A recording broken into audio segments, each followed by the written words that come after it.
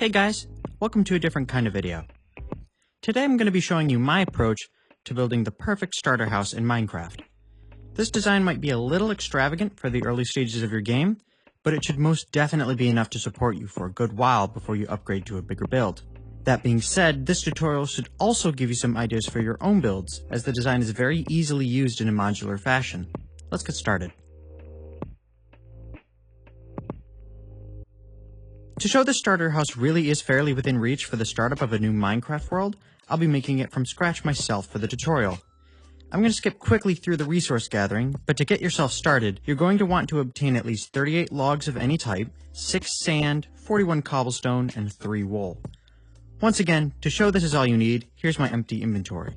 Mind the crafting table, I wasn't going to break all that cobblestone without a pickaxe, was I? Alright, let's start the build. After you've found or made yourself a nice flat piece of land, start by digging a 3x3 hole, 1 block deep.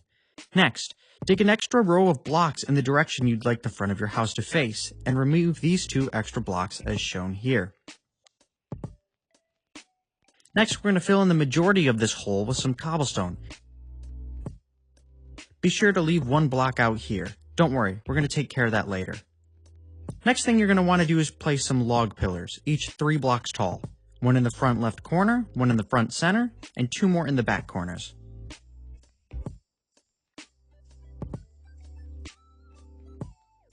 Once that's done, take your cobblestone and craft a furnace and some cobblestone stairs.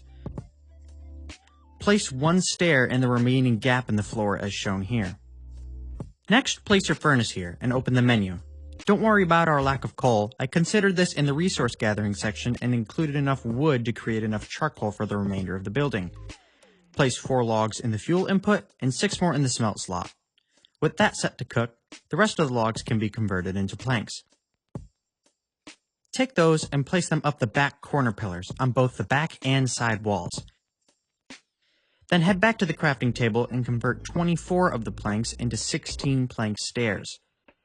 These are going to be used to give some extra depth to the window frames, so that's where they're primarily going to be placed. On the back,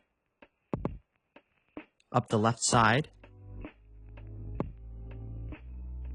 only the top one here, that's where the door is going to go. And then on the top and the bottom all the way around the corner.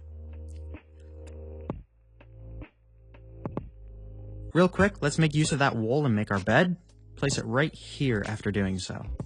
Now that our charcoal is cooked up, let's make some glass. I know I have more than the 6 sand I suggested gathering at the start, but that's only because I built on a beach. We're only going to use 6 glass anyway. While we wait for those to cook up, let's make our chests. Stack them in the hole we created earlier. This is why we used a stair block in the floor, as it allows easier access to the bottom chest than a full block would.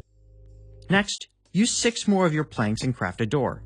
Be sure to place it from the interior facing out so it's framed nicely under the stair block that's sitting above it. Use 2 planks and make some sticks. Use 1 of these and a piece of charcoal to make 4 torches.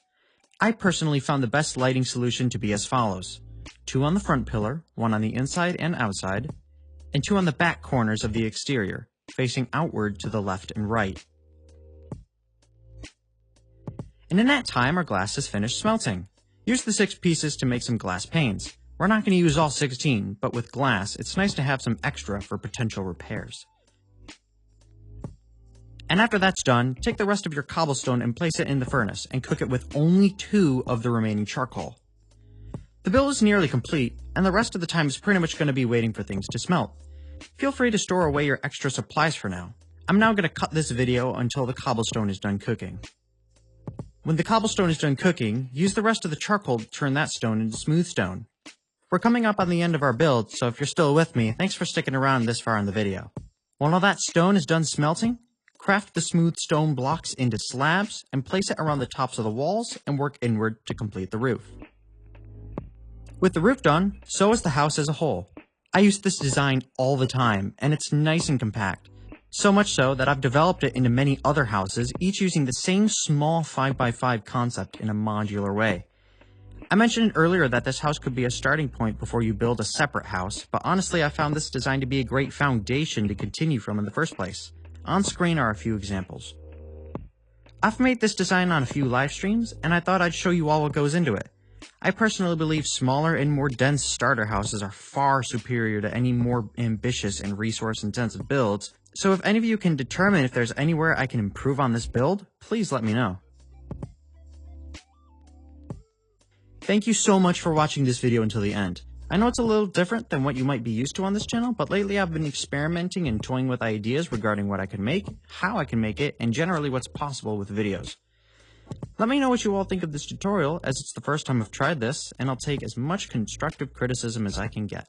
Thank you again for watching this video. I appreciate all of your support in my absence lately. It really does mean a lot to see that subscriber count still slowly ticking up each day. If you'd like to stay up to date on what I'm up to, find me on Twitter and Discord in the description below, as I'm far more active on those platforms. One last thing I would like to mention. In case you missed it, I launched a Teespring page with some merch. There's only a couple designs on the store right now, however in time, more designs and products will come. I understand some of it might be a little pricey, however I opted for the higher quality materials to provide the best products possible. That's going to wrap up this video for today, so if you liked it, be sure to hit that like button and tell me what you thought in the comments below. I might not reply to all comments, but I read each and every single one I get.